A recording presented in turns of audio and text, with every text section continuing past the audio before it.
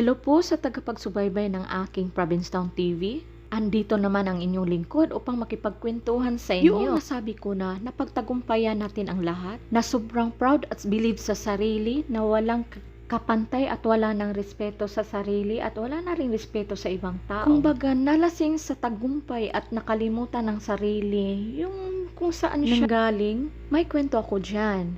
Makikita ito in the book of Daniel. Kilala niyo ba si Nebuchadnezzar? Siya ay isang hari na kilala makapangyarihan sa buong Babylonia. Nanaginip kasi siya kaya naghahanap ng matatalinong tao sa buong Babylonia. At may nakapagsabi sa kanya na si Daniel sa kilalang Belteshazzar na itinalaga ni Nebuchadnezzar na maging governor sa Babylonia.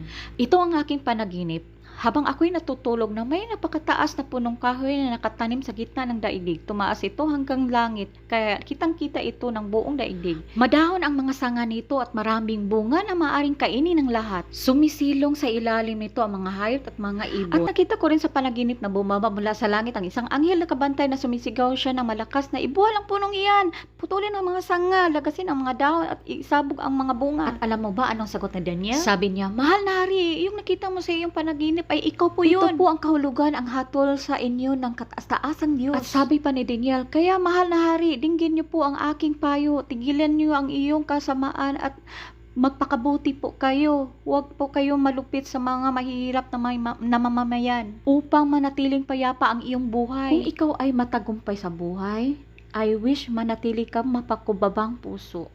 Provincetown TV po.